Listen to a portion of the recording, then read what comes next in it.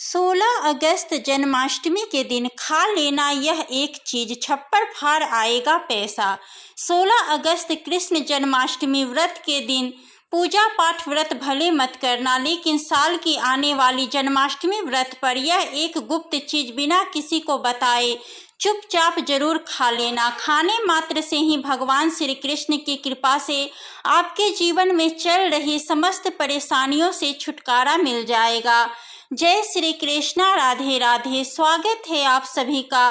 भक्तों, भाद्रपद के कृष्ण पक्ष की अष्टमी तिथि को भगवान श्री कृष्ण का जन्म हुआ था, इसीलिए हर वर्ष इस दिन भाद्रपद मास के कृष्ण पक्ष की अष्टमी तिथि को बहुत ही श्रद्धा भाव से भगवान श्री कृष्ण का जन्म उत्सव मनाया जाता है और इसे जन्माष्टमी के रूप में मनाया जाता है।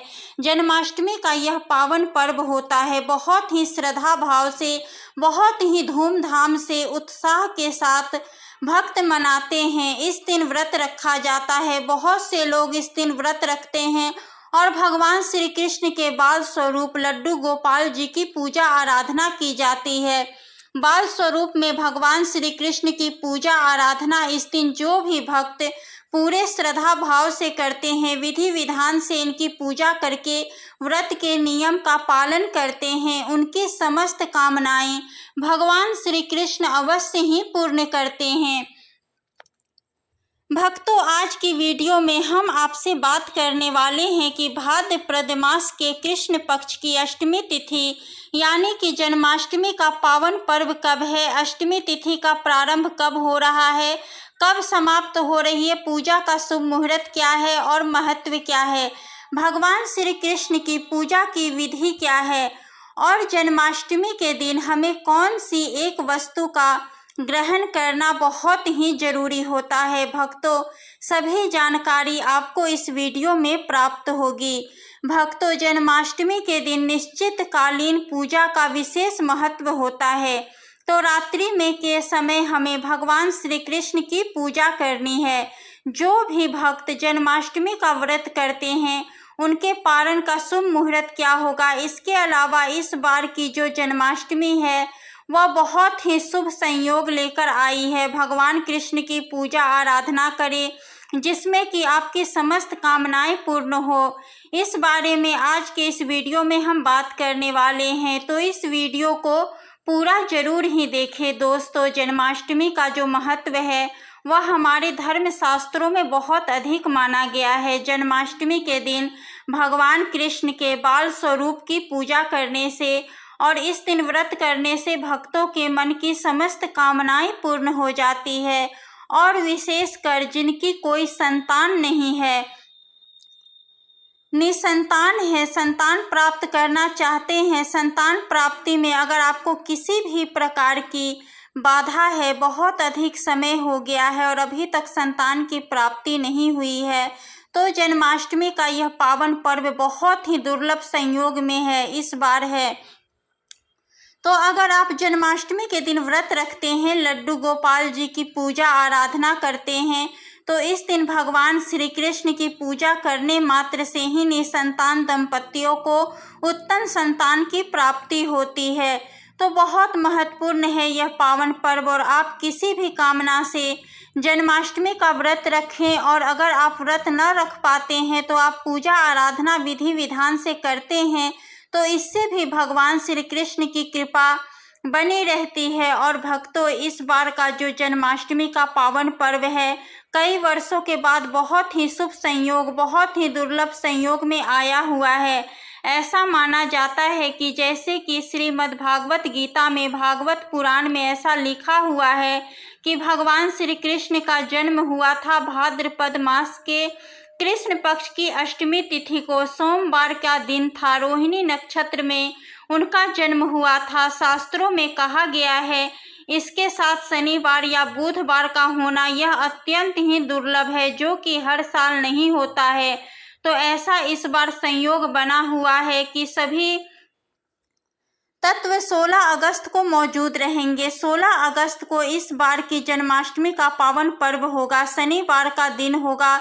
सुबह से ही अष्टमी तिथि रहेगी और रात्रि में अर्धरात्रि तक अष्टमी तिथि व्याप्त रहेगी, जिससे कि इसी रात नवमी तिथि भी आरंभ हो जाएगी। रोहिणी नक्षत्र भी 16 अगस्त को है। तो ऐसे में इन संयोगों को लेकर के धार्मिक विषयों के बारे में अगर बात की जाए तो इस बार की जन्माष्टमी बहुत ही महत्वपूर्ण है। सभी कामनाओं को पूर्ण करने वाली, शीघ्र ही फल देने वाली है। तो अगर आप व्रत करते हैं अत्यंत श्रेष्ठ है। जो लोग पहले से व्रत करते आ रहे हैं उनके लिए तो बहुत ही शुभ योग है, और जो लोग पहली बार व्रत करना शुरू करना चाहते हैं तो बहुत दुर्लभ संयोग है। इस बार अगर आप व्रत शुरू करते हैं तो कई गुना फल आपको प्राप्त होता है। पापों से मनुष्य को मुक्ति मिल जाती है। और इस संयोग में अगर आप जन्माष्टमी का व्रत करते हैं तो प्रेत योनि में भटक रहे जो पूर्वज होते हैं उन्हें भी आपके व्रत के प्रभाव से मुक्ति मिल जाती है।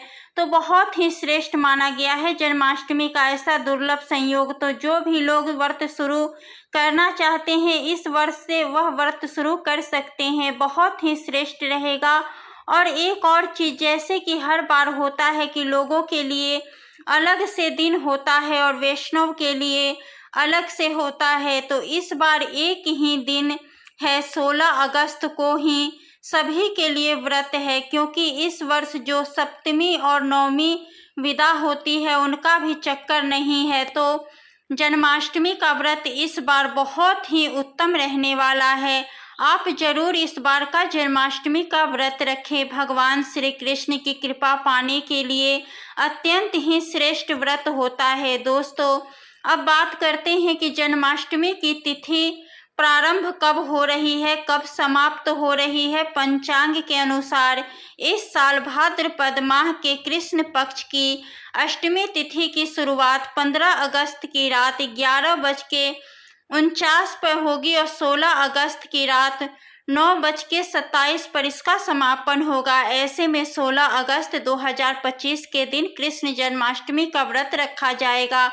हर साल भाद्रपद मास के कृष्ण पक्ष की अष्टमी तिथि को कृष्ण जन्माष्टमी के रूप में मनाया जाता है।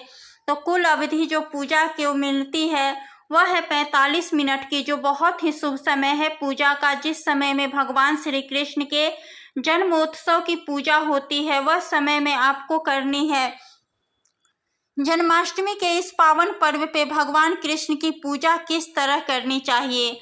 आपको प्रातः काल जल्दी उठना है और स्नान इत्यादि करने के बाद साफ स्वच्छ वस्त्र धारण करें। घर के मंदिर की साफ सफाई आपको एक दिन पहले ही कर लेनी चाहिए। वैसे तो भक्तों जन्माष्टमी की तैयारियां पहले से ही शुरू हो जाती है, तो घर की साफ सफाई, घर के मंदिर की साफ सफाई एक दिन पहले ही हो जाती है। इसके बाद जब आप स्नान इत्यादि कर लेते हैं तो अपने घर में पूजा कीजिए। जो नित्य की पूजा होती है वो पहले की जाती है, जैसे कि धूप दीप प्रज्वलित करें, सभी देवी देवताओं की पूजा करें। इसके बाद भगवान श्री कृष्ण का जो बाल स्वरूप है लड्डू गोपाल जी, उनकी पूजा करें। भक्तों, लड्डू गोपाल जी का आप जलाभिषेक करें। आप पंचामृत से अभिषेक कर सकते हैं। कच्चे दूध में केसर मिला करके अभिषेक करें और गंगाजल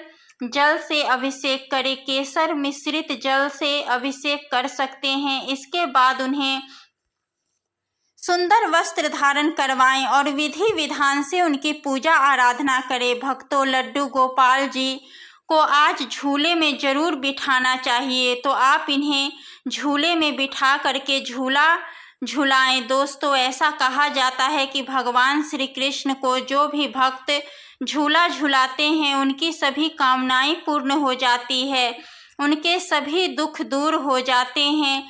तो अपनी इच्छा अनुसार भगवान श्री कृष्ण को कुछ समय तक झूला अवश्य ही झुलाना चाहिए। इसके बाद लड्डू गोपाल जी को भोग अर्पित करें। भोग में क्या अर्पित करें? तो आप भोग में अपनी इच्छा के अनुसार मेवा मिश्री का भोग लगा सकते हैं, माखन मिश्री का भोग लगा सकते हैं और फलों का भी भोग लगा सकते हैं। खीर बना करके भगवान श्री कृष्ण को भोग लगा सकते हैं, मिठाई का भोग लगा सकते हैं। बहुत भक्त 56 प्रकार के भी भोग इस दिन लगाते हैं। तो भक्तों, आप जैसा सामर्थ्य होते हैं उस प्रकार से भगवान कृष्ण को आप भोग अर्पित कीजिए और विधि विधान से उनकी पूजा कीजिए। लड्डू गोपाल जी की सेवा किस प्रकार से की जाती है? जैसे हम अपने बच्चों की सेवा करते हैं, जैसे अपने पुत्र की सेवा करते हैं, पुत्र को प्यार करते हैं, उसी प्रकार से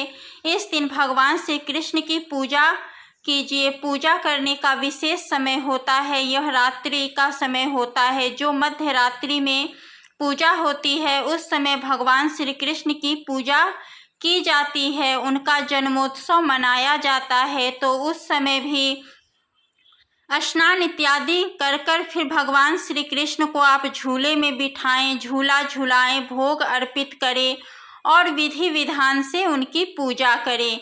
उनके सामने मंत्र जाप करें, प्रार्थना करें, परिवार के सहित बैठ करके भजन कीर्तन करें और पंजीरी का भोग विशेष करके भगवान श्री कृष्ण को लगाया जाता है। मखाने की खीर, 5 तरह की मिठाई, इस प्रकार से आप अपनी शक्ति, अपने सामर्थ्य के अनुसार कान्हा जी को विधिवत सेवा और पूजा कीजिए। इससे आपके मन की समस्त जो भी इच्छाएं होती है वह पूर्ण होगी, मन को शांति मिलती है और आप जैसे कामना से भगवान की पूजा करते हैं वह कामना भगवान श्री कृष्ण पूर्ण करते हैं। इस दिन श्री कृष्ण की पूजा करने मात्र से ही समस्त प्रकार की इच्छाओं को पूर्ण होती है, क्योंकि भक्तों इस बार की जो जन्माष्टमी है वह बहुत ही शुभ योग में है।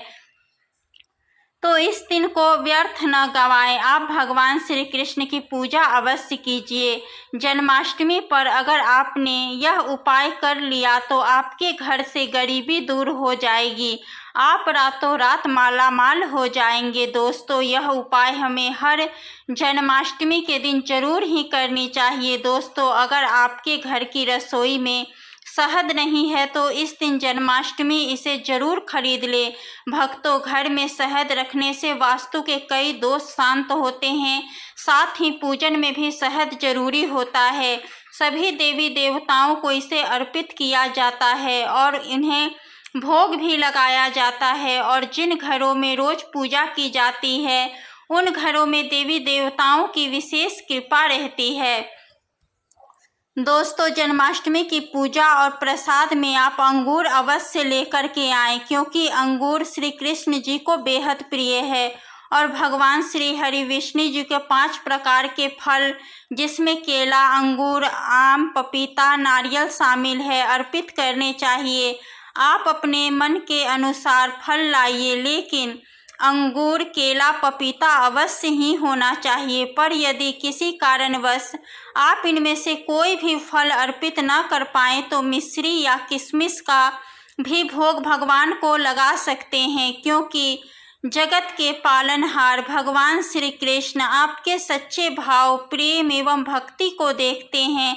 आप कोई भी 5 रंग के फल ले सकते हैं, परंतु इस बात का विशेष ध्यान रखें कि भगवान श्री कृष्ण जी को और माता लक्ष्मी को नाशपाती हमें कभी भी नहीं चढ़ानी चाहिए। इससे धन का नाश होता है, क्योंकि इस फल के नाम से ही अर्थ निकलता है नाश करने वाला फल। शास्त्रों के अनुसार जो व्यक्ति किसी भी शुभ दिन खास करके कृष्ण जन्माष्टमी पर अंगूर खा लेता है उसके जीवन में कभी धन की कमी नहीं होती। जन्माष्टमी के दिन अंगूर में साक्षात श्री कृष्ण जी का आशीर्वाद विद्यमान होता है, माता लक्ष्मी का आशीर्वाद होता है। इसलिए दोस्तों आप अंगूर अवश्य ही खा लें। तो मित्रों वीडियो आप लोग को थोड़ा सा भी पसंद आया है तो कमेंट बॉक्स में जय श्री कृष्णा जरूर लिखें और वीडियो को लाइक करें और चैनल को भी सब्सक्राइब करें। धन्यवाद। राधे राधे।